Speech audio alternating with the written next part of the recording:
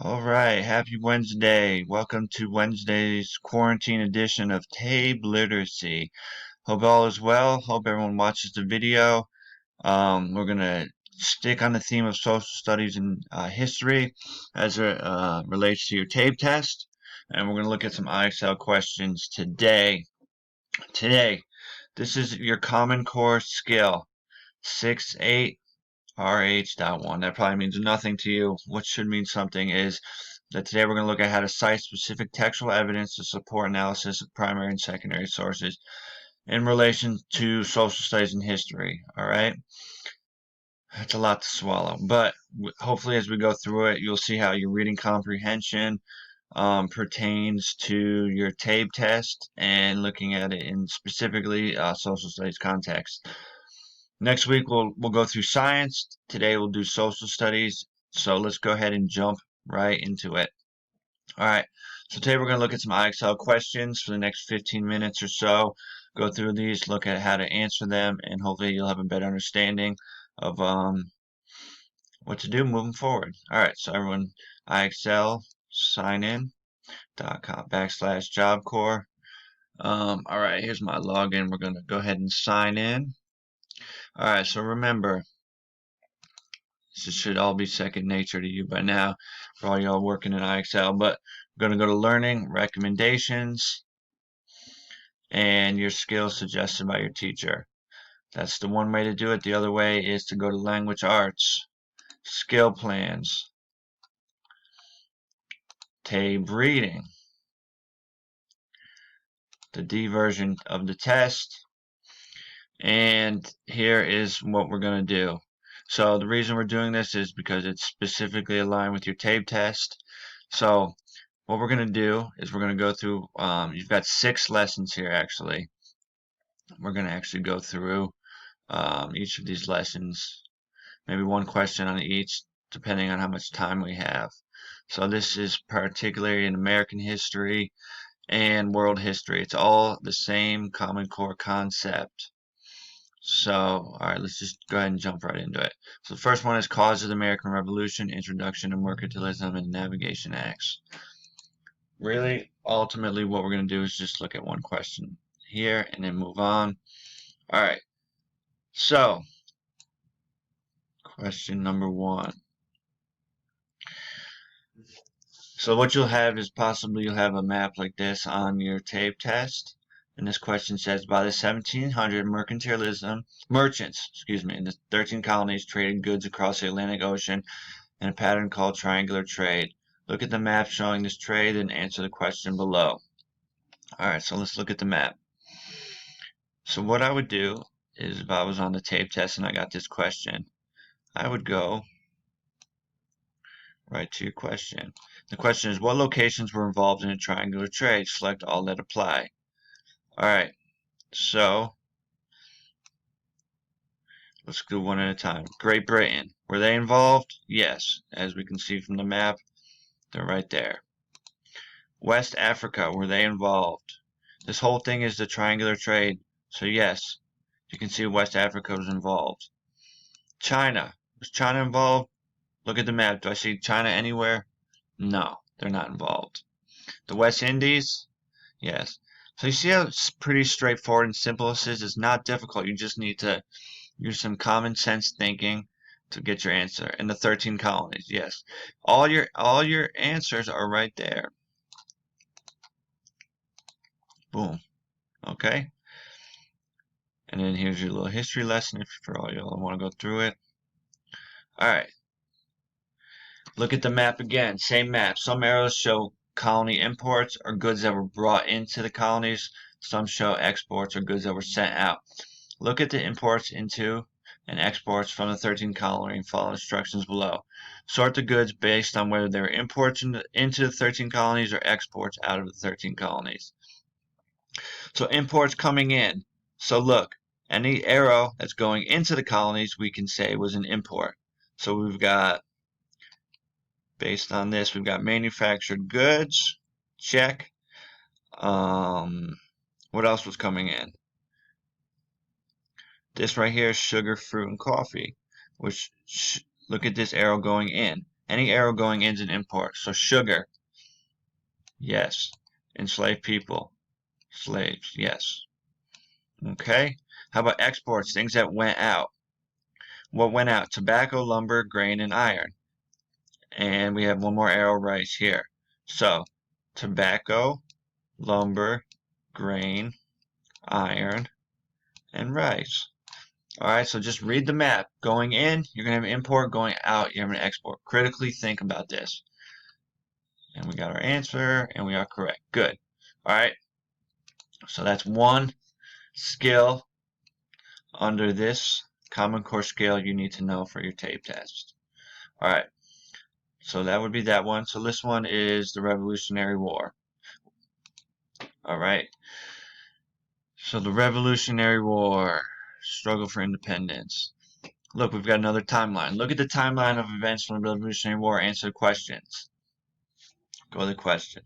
Based on a timeline, which statements are true? So let's go through each one and see if it's true.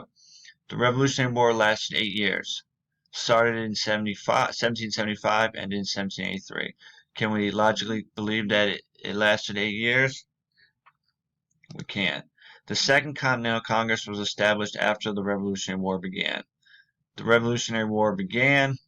The Second Continental Congress after. Yes. The Declaration of Independence was signed after the Revolutionary War ended. So did it end here? 1803. When was the Declaration signed? 1776. That would not be accurate. The Declaration of War was signed before. So if it wasn't signed after, it was clearly signed before. I read that wrong. Signed before the Revolutionary War began. See, that's what happens when you rush. I didn't read it correctly. It said the Revolutionary War began. I thought it said Revolutionary War ended. The Revolutionary War was 1775, so it wasn't signed before that. So, as we can see, why that would be the correct answer. That was me just rushing. All right. Let's look at one of these questions. Let's read this passage. In June 1775, as the Second Continental Congress was meeting, American militiamen and British troops clashed at the Battle of Bunker Hill in Charlestown, Massachusetts. Battle of Bunker Hill was the bloodiest battle of the entire war.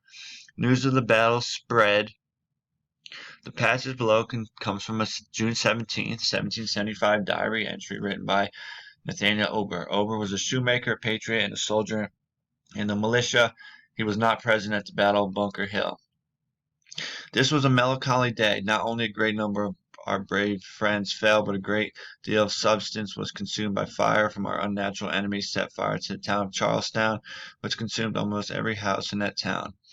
But it is said that we killed in the battle 29 commissioned officers and 220 non-commissioned officers, 752 privates. So great was the fall of our enemies. Gives you a definition: melancholy, sad. Privates is low-ranking soldiers. All right, according to Nathaniel Ober, what happened at the Battle of Bunker Hill? So let's go through it. Much of Charleston was burned in a fire. A great deal of substance was consumed by our fire. All right, we're using our context clues. Yes. The French helped the British win the battle. Did it say anything about the French helping win the battle? No. The British lost hundreds of men in the fighting. Okay, 752 sounds like hundreds, doesn't it? Does to me. And many Americans were killed in the fighting. Doesn't say anything about Americans being killed. So take only what you have from your information and answer your questions. Many Americans were killed in the fighting.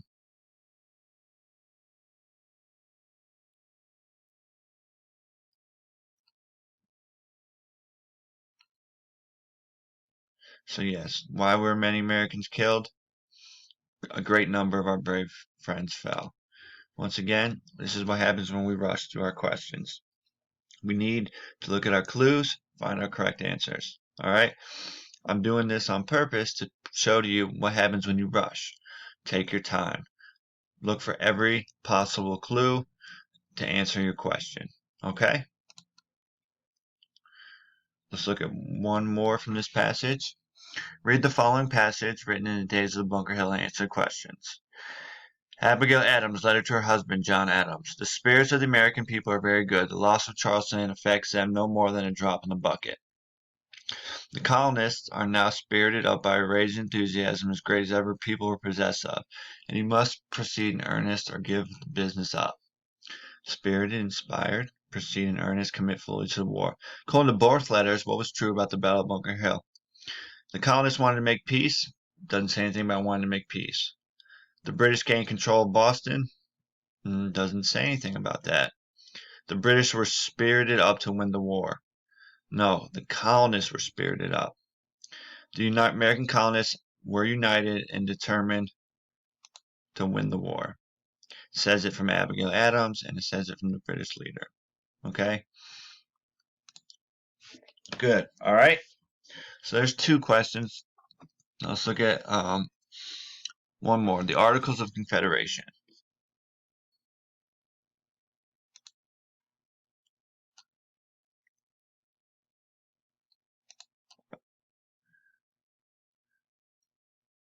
Okay, this is the same thing. For all intents and purposes, we're going to skip this because I'm going to look at a passage because you see that we have this timeline. All right, this is what I want to look at. We see here a whole lot of, this is where we're going to skim and scan. I would not go about reading this. I would read just the first paragraph and the question. All right, so it says before the new plan, the government was written during the Revolutionary War. Central government was the Continental Congress. The Congress was made up of a group of representatives from each colony. So what's the question? The note says the Continental Congress created a committee to write a plan for government. Based on its notes, whom did they appoint to the committee members? All right, so this is where we need to just skim and scan. Governors from New England colonies. All right, it says was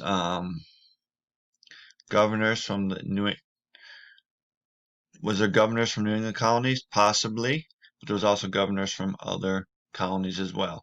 Members of the British Parliament? No, these are all U.S. states, so there's no members of the British Parliament. A representative from each colony? Okay, possibly. An officer from each branch of military? No.